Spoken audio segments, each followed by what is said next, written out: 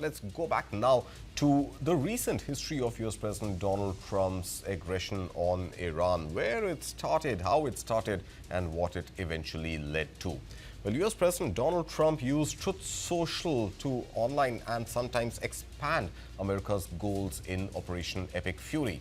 Now remember, on February 28th, as strikes began, Trump declared, and I quote him, "Khamenei, one of the most evil people in history, is dead.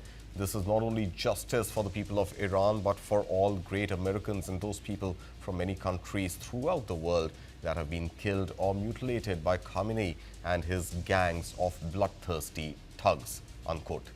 Now, he added that bombing would continue as long as necessary to achieve what he calls our objective of peace throughout the Middle East and indeed the world. Then comes March 20th. Donald Trump listed the core military objectives and claimed progress. He wrote on March 20th, and I quote him again, "We are getting very close to meeting our objectives." And what are these objectives? Number one, completely degrading Iranian missile capability. Number two, destroying Iran's defensive industrial base.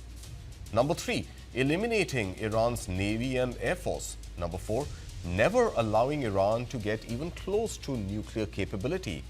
And number five, protecting US allies in Middle East.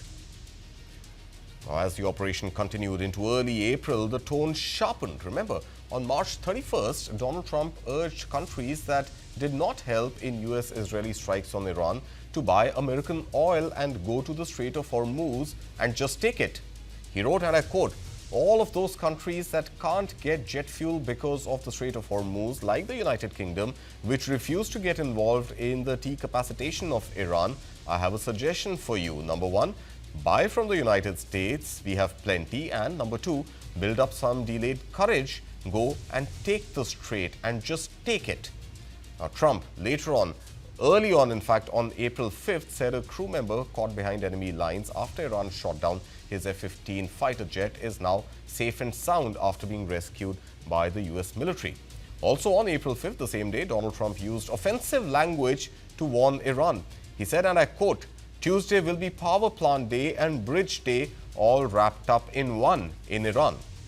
Remember, this April 5th post was 2 days before what followed on April 7th that seemed like the ultimate warning for Tehran. Trump stated, and I quote, "A whole civilization will die tonight, never to be brought back again. I don't want that to happen, but it will. It probably will. 47 years of extortion, corruption, and death, and finally end. God bless the great people of Iran," unquote.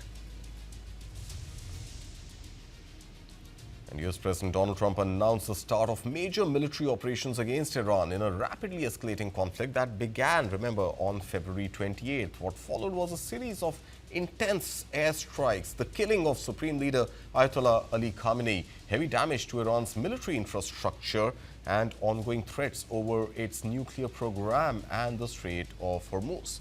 Now, over the past 5 weeks, President Trump has delivered blunt, often colorful remarks, both in public statements and on Truth Social, outlining America's objectives, celebrating battlefield gains, pushing for negotiations, and issuing stark warnings to Tehran.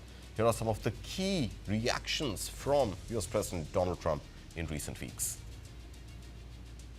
A short time ago, the United States military began major combat operations in Iran.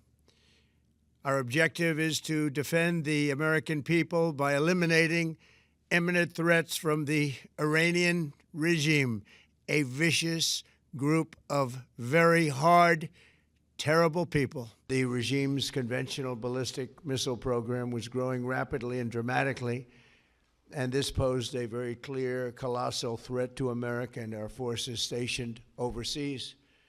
The regime already had missiles capable of hitting Europe and our bases, both local and overseas, and would soon have had missiles capable of reaching our beautiful America. And we're going to continue to do well. We have the greatest military in the world by far. If we didn't hit within 2 weeks, they would have had a nuclear weapon. If we didn't do the B-2 attack a number of months ago, they would have a nuclear weapon. And When crazy people have nuclear weapons, bad things happen. We're also waiving certain oil-related sanctions to reduce prices. So we have sanctions on some countries. We're going to take those sanctions off till this straightens out. Then who knows, maybe we won't have to put them on. There'll be so much peace. But when the time comes, the U.S. Navy and its partners will escort tankers through the strait if needed. But we're not ready to leave yet, but we'll be leaving in the near future. We'll be leaving in pretty much the very near future. But right now, they've been decimated from every standpoint. And again, we've had great support from countries in the Middle East, great support.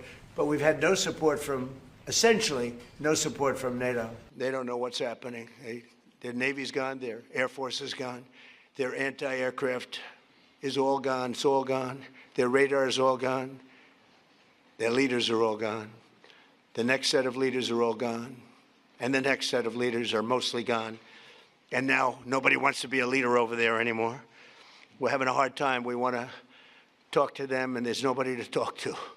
We have nobody to talk to, and you know what? We like it that way. We have had very, very strong talks. We'll see where they lead. We have major points of agreement. I would say almost all points of agreement. Perhaps that hasn't been conveyed. The communication, as you know, has been blown to pieces. They're unable to talk to each other. But we've had very strong talks. Mr. Witkoff and Mr. Kushner had them. They went, I would say, perfectly. They said to show you the fact that we're real and solid, and we're there. We're going to let you have 8 boats of oil, 8 boats, 8 big boats of oil. This was 2 days ago. And they'll sail up tomorrow. That was 3 days ago. And I didn't think much about it.